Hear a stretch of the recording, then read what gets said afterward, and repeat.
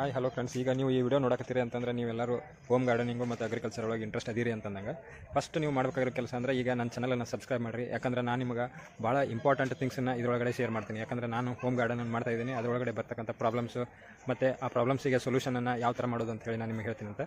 So ಈಗ ನಾನು ನಿಮಗೆ ತೋರಿಸ್ತಾ ಇರೋದು ಏನಂತಂದರೆ, ಇಲ್ಲಿ ನೋಡಿ, ಇದು ಏನು ಈ ಬಾಕ್ಸ್ ನೋಡ್ತಾ ಇದ್ದಿರಲ್ಲ, ಈ ಬಾಕ್ಸ್ನಲ್ಲಿರೋದು ಜೀವಾಮೃತ. ಮಾಡಬೇಕಾಯ್ತು ಅಂತಂದರೆ ಜಸ್ಟ್ ಒಂದು ಸಿಂಪಲ್ ಹೋಮ್ ಗಾರ್ಡನಿಗೆ ಎಷ್ಟು ಬೇಕು ಒಂದು ಸಣ್ಣ ಬಕೆಟ್ ಒಳಗಡೆ ನಾವು ಇದನ್ನು ರೆಡಿ ಮಾಡಿವಿ. ಸೊ ಇದರೊಳಗಡೆ ನಾವೇನು ಹಾಕಿರ್ತೀವಿ ಅಂತಂದರೆ ಹೆಂಡಿ ಗೊಬ್ಬರ ಅಂದರೆ ಸಗಣಿ, ಬೆಲ್ಲ, ಕಡಲೆ ಹಿಟ್ಟು, ಆಮೇಲೆ ಗೋಮೂತ್ರ ಇವನ್ನೆಲ್ಲ ಮಿಕ್ಸ್ ಮಾಡಿ ನೀರನ್ನು ಹಾಕಿ ಕ್ಲೋಸ್ಡ್ ಆಗಿರಬೇಕು. ಅಂದರೆ ಇದನ್ನು ಬಾಕ್ಸನ್ನು ಕ್ಲೋಸ್ ಮಾಡಬೇಕು. ಅಂದರೆ ಆ್ಯನರೋಬಿಕ್ ಫರ್ಮೆಂಟೇಷನ್ ಅಂತ ಹೇಳಿ ಆಗುತ್ತೆ. ಅದರೊಳಗಡೆ ಜೀವಾಣುಗಳು ಹುಡ್ತಾವೆ.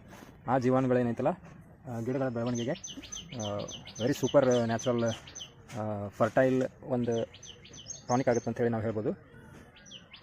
ಈ ಥರ ನಮಗೆ ಎಷ್ಟು ಬೇಕಾಗಿರುತ್ತೆ ಅಷ್ಟನ್ನು ನಾವು ತೊಗೊಂಡು ಮತ್ತು ವಾಪಸ್ ಇದನ್ನು ಕ್ಲೋಸ್ ಮಾಡಬೇಕು.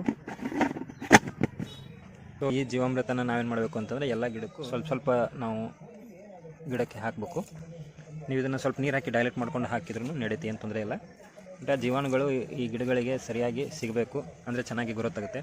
ಈಗ ನೋಡಿ, ಈ ಮೆಣಸಿನ್ಕಾಯಿ ಗಿಡ ಆಲ್ರೆಡಿ ಇನ್ಫೆಕ್ಟ್ ಆಗಿದೆ, ವೈರಸ್ ಇನ್ಫೆಕ್ಷನ್. ಇಮ್ಯುನಿಟಿ ಕಡಿಮೆ ಇದ್ದು ಆಮೇಲೆ ವೈರಸ್ ಅಟ್ಯಾಕ್ ಆಗೋದ್ರಿಂದ ಹೀಗೆಲ್ಲ ಆಗ್ತಿರ್ತೈತಿ. ಸೊ ಈ ಪ್ರಾಬ್ಲಮ್ ಕೂಡ ಸಾಲ್ವ್ ಆಗೋ ಚಾನ್ಸಸ್ ಜಾಸ್ತಿ ಇರುತ್ತೆ. ನೋಡೋಣಂತೆ.